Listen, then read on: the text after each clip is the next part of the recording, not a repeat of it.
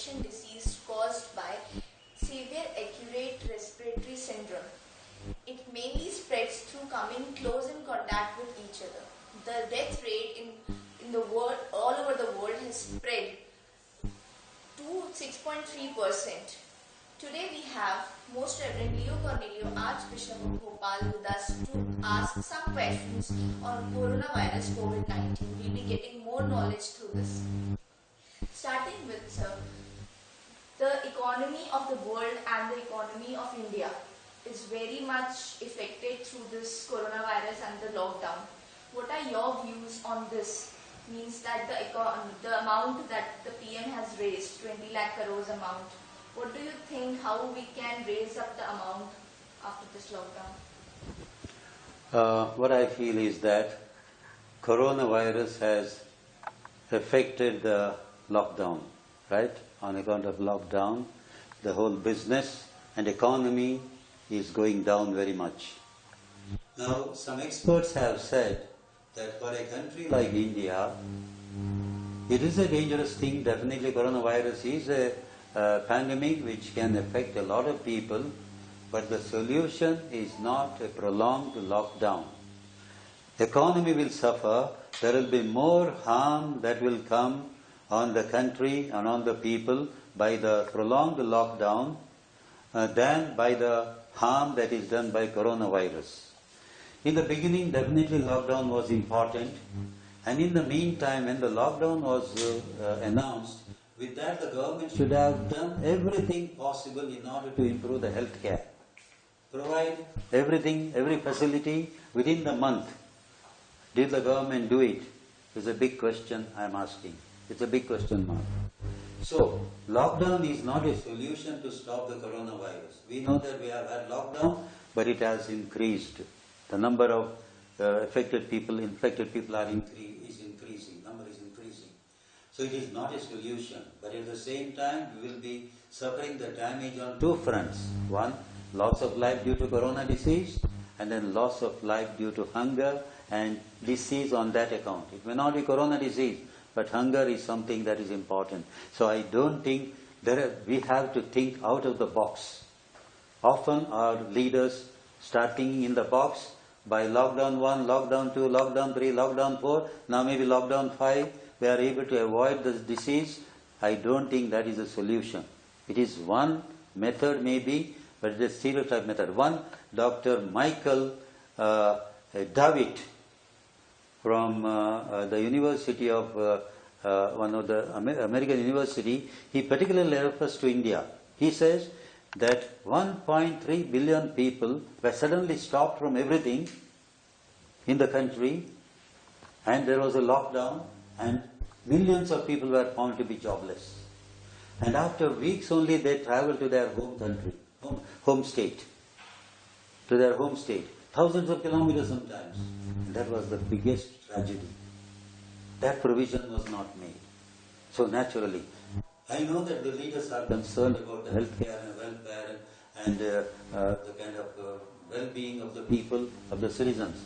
But they need to think much more seriously, much more deeply, and plan much better, because it is a vast country.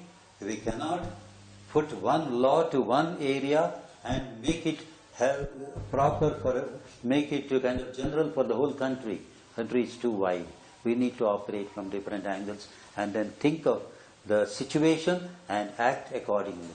That's why it is recent time, I know, the chief ministers are given more responsibility. That's the right thing to do. From the chief ministers, it has to go probably to the lesser areas also. So in a small way, small scale industries, some jobs, security, all that has to be somehow started. Otherwise there will be real problem and the country will suffer a lot of damage for the many years to come. Sir, it was also said that corona increases in summer or decreases in summer, and it will increase more in rainy season. So is this a seasonal virus or something? And about the vaccine and all, what are the updates of the vaccine? Recently one research says it is not a virus, it is a bacteria, they say. There are lots of different views coming. We cannot believe in anything definitive. Even WHO is not able to give us a very definite and clear view about what coronavirus is. Sometimes they say those viruses remain for a few hours, sometimes they say it remains for days in some material, some steel handle or some papers and so on, all that. How long it remains and what effects it has, we don't know. But at the same time, coronavirus is not ending in death either. You can recover also. Recovery is also possible because ultimately it is the immunity system in the person. The greater the immunity, the more chance of the survival of the person. Plus, it depends on the kind of attack. Like for example, an enemy, a big number of enemy, large troop attacking someone, definitely they overcome. So also here, how much affected a person is. Before the person is much affected, he or she needs to be treated. So that's why there has to be a precaution, there has to be testing methods, and there have to be always a lot of precaution and a lot of consciousness to be aroused in every person who has to be caring for one's life as well as caring for his neighbor's life. Keeping a distance, social distancing is very important. But it is one of the precaution only. But virus can enter some other way. There are so many ways. Now summer, winter and so on, all you are talking about, even that is not clear. Some say humid weather has less chance, wet weather has a greater chance. Some say cold season, cold countries have more chance of this coronavirus affecting, or hot countries less so. No, I think things are, we see differently. India is now so much temperature we have in India, here in Madhya Pradesh now, 40 degrees. Earlier they said by 37, 38 and 40 degrees the coronavirus will not survive. But now it is surviving. It is infecting others. So what do you say? So we cannot easily predict how the coronavirus strikes. Whether it is a virus or bacteria, that also people are doubting now. In Italy there was a research and they said it is a bacteria. Now, whatever it is affecting human life.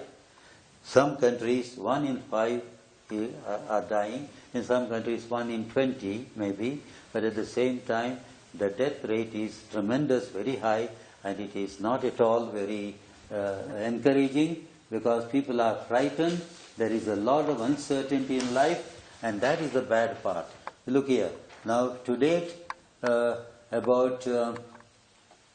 in the States itself, 100,000 people have died. 1 lakh people have died. Today's statistics, 1,572,000.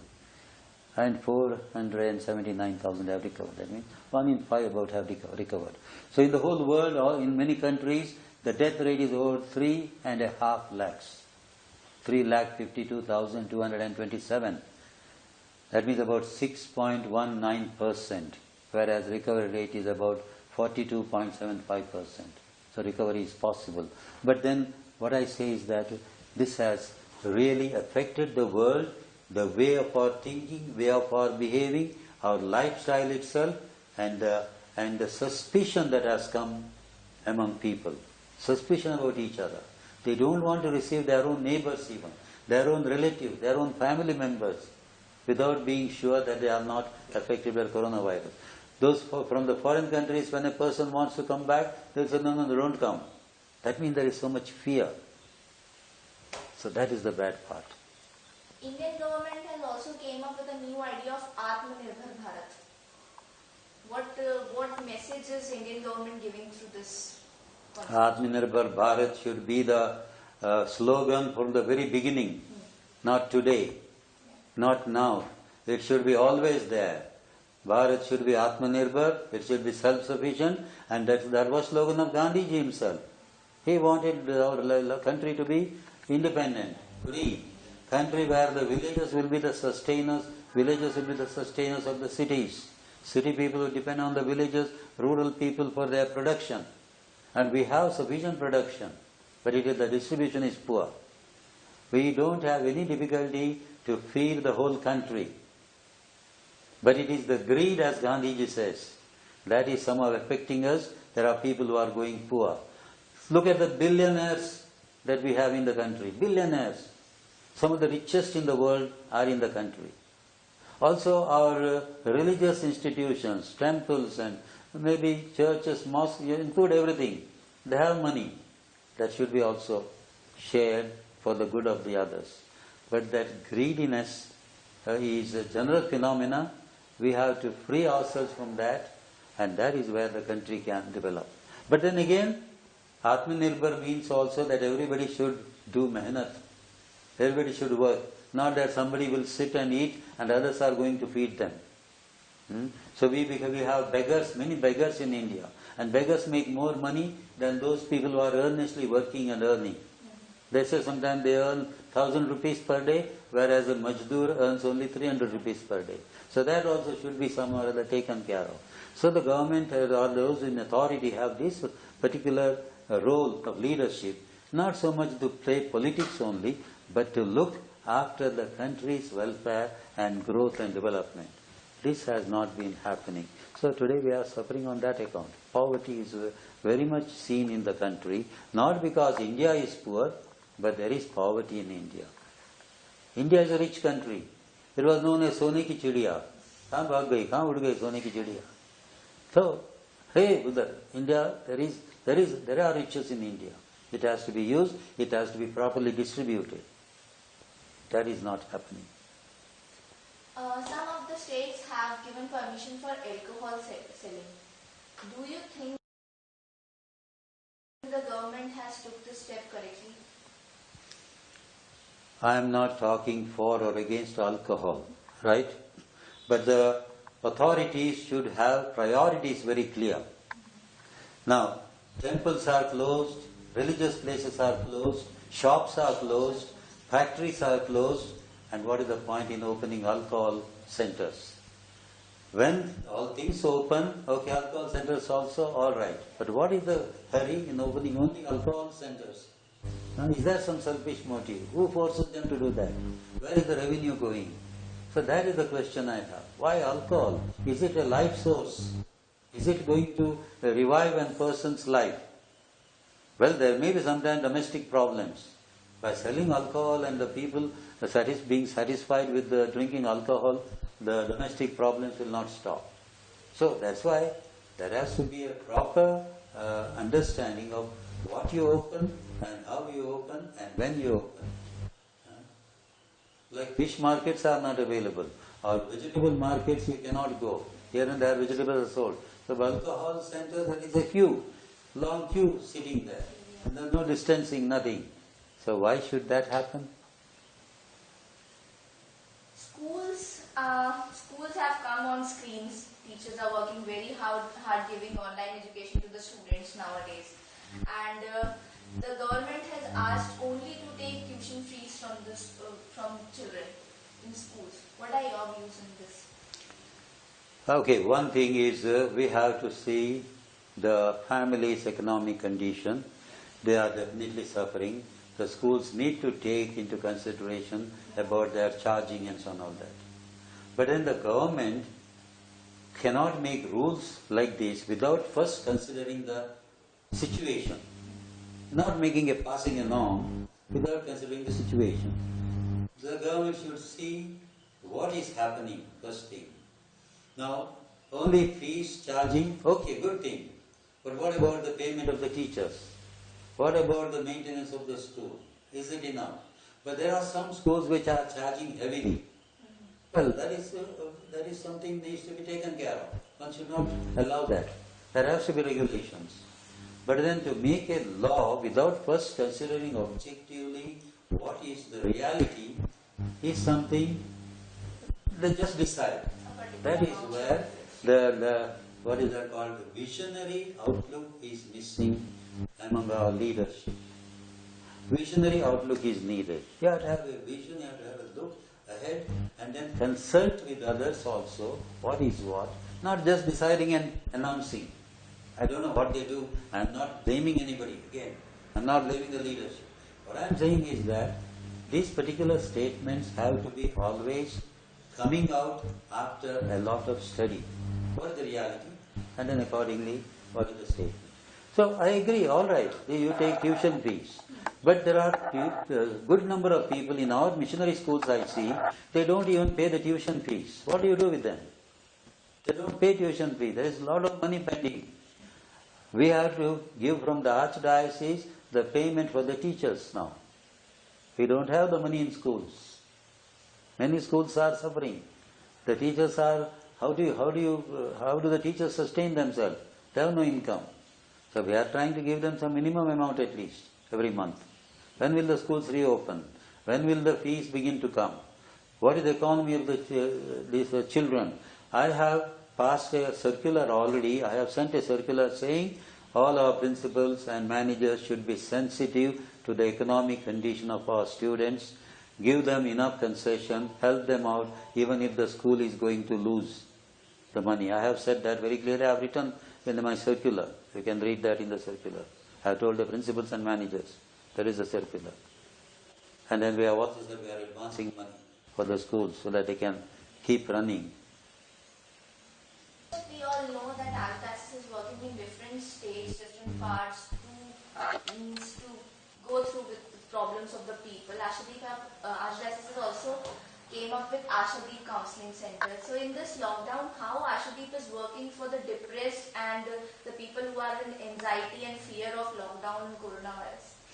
Yes, it was a providential matter that a few weeks before the lockdown came in, we opened Ashadeep. And then we also engaged a few counselors on a basis of understanding in a friendly way. And then now we have said we have gone online. At least 4 or 5 counselors are available. Any time of the day or night, they can contact them. Telephone numbers are given and the counseling can be given because we know that the depression is a reality for many people. They are closed down in their own houses because there may be some, like here in our house we have no problem. I can go out and I can roam around within the house premises. But some of the people have small houses, only a couple of rooms and maybe 5-6 members, and then their house opens directly to the streets, and if they come to the streets the police chase them. How can they remain inside all the while for day together, day and night, day after day, week after week, month after month? They can become really depressed and become agitated, and that is where they need help from others. Suicide is a reality. It is not anything that we imagine. People can get so depressed and they may think of committing suicide. They need some help at a particular time. So Ashadeep is trying to help, trying to do its best in order to reach out to people and try to help them, assist them and counsel them so that they are able to... See, ultimately what happens is no person should ever imagine that the misery or hardship is a continuous process. Man can be today unhappy, but he can make himself happy tomorrow. Means after some time we can be. So it depends on what your thoughts are.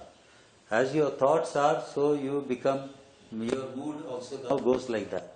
Your thoughts have to be positive.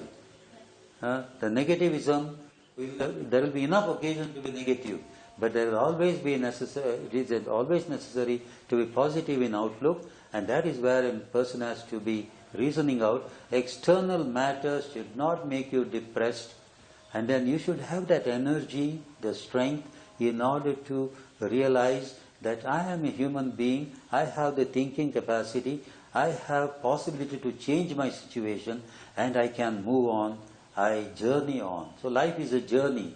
In the journey you get all kinds of hardships, but you have to face them. You cannot run away or return, but you should move ahead and face hardships. And then you get help also, you get strength, and that is where you need faith also in God. God will help those who help themselves. That is the reality. Bishop, in your entire lifetime, have you seen any of the pandemics like this or more harmful pandemic like COVID-19? No, I have not seen this because this is one of the very unique pandemic. What they say is that in 2017-18 there was that Spanish flu. Mm-hmm. Spanish flu that's killed lakhs of people in India and all over the world. And then some or the other eyewitnesses were there. There was a small child. There was a child that time. There was survival was there. They have spoken about that pandemic. They have run away from the town into the forests, and those people survived. So there has been such a situation, but it was a long time. See, for the interview, from an Israeli economist on coronavirus. I want to say that. On nationalistic isolation, he said he would be poorer, more miserable, and even less healthy because one cannot stop a pandemic just by closing a country's borders and stopping all flights, closing oneself in the house.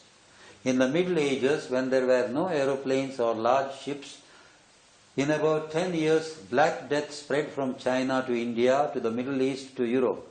So the real antidote is not isolation but global cooperation. सब countries को cooperate करना जरूरी है और उसके लिए cure ढूंढना और हर एक तरह से कोशिश करना. So the real antidote is not isolation but global cooperation by quick sharing of information among different countries, by working together to develop medicines and vaccines, and by alerting countries if some epidemic or unusual development takes place in one country. China is blamed that they kept for some time quiet. Even WHO did not react sufficiently on time, they say. That's why the coronavirus spread. That could have been a controlled way by isolating the whole area, but that did not happen. But today we have planes and so on. People travel within no time, so naturally it would spread out. Okay. Regarding India, this same person says, as I said, one Michael Davitt also says the same. He said he was not an expert on India as he does not have adequate data on the country, but he felt India has a humongous challenge on its hands, as it was not economically as strong as the US, Japan or Germany. It badly needs to improve its health sector. He recalled that when Spanish flu struck the world in 1918-19, India had the highest death toll. Sabse zyada mratak. 12 to 17 million people died. That was about 5% of its population in the world. He felt during this pandemic, India must work in solidarity with different communities by connecting with communal and religious traditions. That is what is needed in India. We need to be no more communal mindedness. Pandemic is gone and we become again communal. That should not be. We have to think beyond our communal interests, political interests. No, human good, good of humanity, good of our country. By Vande Mataram, by slogan, Jai Bharat, we are not going to change the country. By action, active involvement. You have to say Vande Mataram, Jai Bharat, yes. But be a patriot. Work for the country. Not slogan shouting alone. Work for the country. Foot labor. Sweat out. Only then the country will change. Thank you so much, Bishop. We felt very great talking to you. It was great pleasure. Thank you. Thank you.